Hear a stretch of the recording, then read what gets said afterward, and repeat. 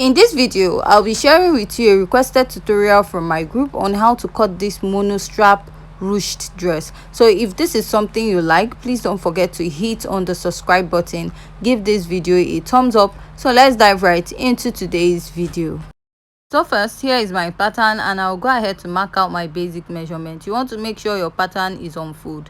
So now what you need to mark is your shoulder to bust line, your shoulder to waist line, and then 7 inches or 8 inches to get your hip. If you're on the taller side, use 8 inches to mark out your hip point. So I'll just go ahead and draw out a straight line at this point. After that, I'll go ahead and mark my shoulder divided by 2, come down by 1 inch, and I'm going to connect to draw out my shoulder slope. The next step you need to take is to find your chest line or armhole line, and to find that is your bust circumference divided by 6 plus 1.5 inches. Mine is 7 inches, and I'll make or draw a line at that point. Go ahead to mark back what I have at my shoulder, which is my shoulder divided by 2. After I'm done marking this, you want to go ahead to divide your armhole side into 2 by folding your tape. Go ahead to mark and come out by ½ inch. So at this point, go ahead to mark your bust circumference divided by 4. Go ahead to connect this all the way to the midpoint and to the upper part of your pattern. Next step is to insert your body measurement. Mark your bust circumference divided by 4, mark your waist circumference divided by 4, mark your hip circumference divided by 4, and whatever you have at the hip, go ahead to mark it at the lower part of your pattern. After you're done marking that, go ahead to add your sewing allowance, but first go ahead to connect your pattern. So after I'm done connecting my pattern this way, I'll be adding my sewing allowance. So for this dress, you don't need too much sewing allowance. 1 inch is okay for your sewing allowance, so that after sewing you can go ahead to weave out the excess and have a neat finishing at the sides. So now I'll just go ahead to use my ruler to connect all these sewing allowance. So after I'm done marking out, I'm going to go ahead to cut out my pattern. After I'm done cutting out my pattern, we'll go ahead to mark out the basic neckline of this dress. So I'll be marking a basic neckline of 3 by 3 inches, and I'll go ahead to connect. Now after I'm done marking, I'll just go ahead to cut this out. So this is what I have for the pattern, and I will open it up.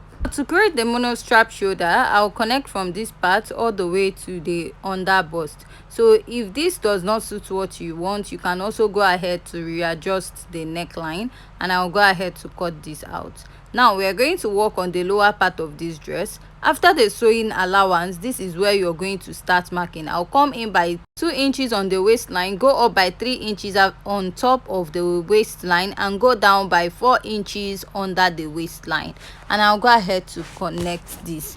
After I'm done connecting, I'll just go ahead and cut out those parts that I marked. And before marking out, from that point to the folded edge, I have about 5 inches. You need to take that measurement because you're going to use it to mark to the lower part of your pattern. So after I was done cutting out, this is what I have. Now I'm going to go ahead to place my measurement, that is that 5 inches, and I'm going to take it all the way down to the lower part of my dress. After I'm done marking this, I'll just go ahead and draw out a straight line at this point, connecting it to the lower part of the pattern. And after this, you want to just draw it out. So whatever I have from this point to the end, I'll just go ahead and measure. So what I have is about 6 inches, and I'll be dividing mine by 1 inch. If you want to have more flay or more ruche at this side, you can go ahead to use 0.5 inches to cut out yours, but I'm just using 1 inch for mine, and I'll cut out 6 pieces at this side. So I'll go ahead and use my marker to outline this, and I'll also number it, and so that it will help me identify each part of the dress. And I'll just go ahead to cut this. After cutting this, I'll place this on another pattern paper. So you're supposed to give about 2 to 3 inches or 4 inches space, depending on how ruched you want that area to be. So I'm just going to be using 1 inch. This is just a pattern illustration, and also the pattern paper I have is not enough, so that's why I'm using the distance of 1 inch. But if you're making your dress, use at least 2 inches. So after marking 1 inch, I'll go ahead to pin my pattern starting from the bottom of the pattern paper, because you want the upper part to align very well.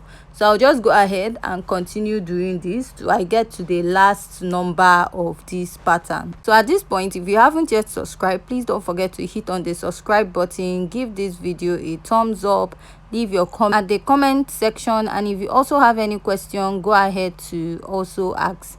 So I'll just go ahead and pin this. After I'm done pinning the fourth one, I'll pin the fifth and then the last one on my pattern, and I'll just go ahead and trace this out.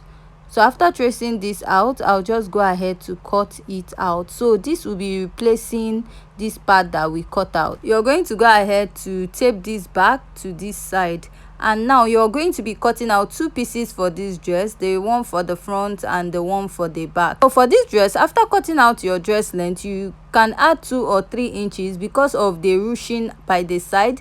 The dress might go up. After you're done cutting out this dress, you're going to go ahead to join the shoulder, join the side, and also join the other side with your joining allowance or sewing allowance, whether 1 inch or ½ inch.